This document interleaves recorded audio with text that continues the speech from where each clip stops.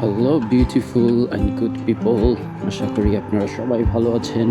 আজকে সকালে রাস্তায় বেরিয়ে পড়েছি, তবে দুর্ভাগ্য যে সকালে রোদের মুখ দেখলেও এখন প্রচণ্ড মেঘ জমেছে, হালকা হালকা বৃষ্টির ফোঁটা গায়ে এসেও পড়ছে। একটা গ্রামের মধ্যে দিয়ে যাচ্ছি, দেখলেই বুঝতে পারছেন রাস্তাঘাট দুপাশের সবুজ আভা দেখলেই বোঝা যায় যে এটা কোনোভাবেই শহর নয়, গাছে পরিপূর্ণ।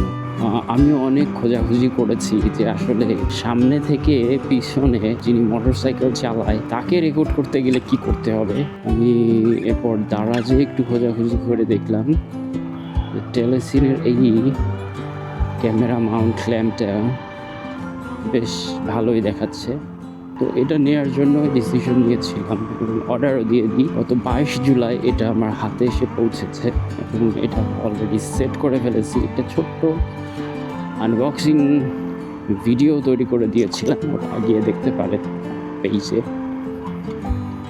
তবে এটাই এখনও আমি ক্যামেরা ক্লাম্প করি নাই, এটা আমার একটু ঢিলা হয়ে গেছে, টাইট দিতে হবে।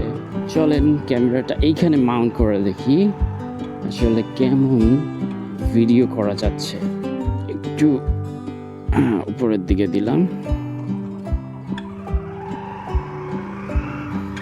তো মাইক্রোফোনটা আমার হেলমেটের ভিতরেই আছে, আশা করি আমাকে ভালো শোনা যাবে।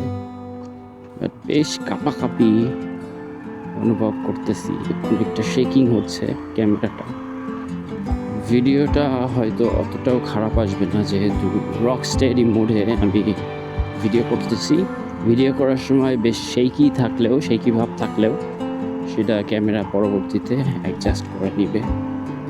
আশা করি আপনারা বুঝতে পারতেছেন যে এই মাউন্ট ল্যাম্পটা কেনার আমার কারণ কি ছিল।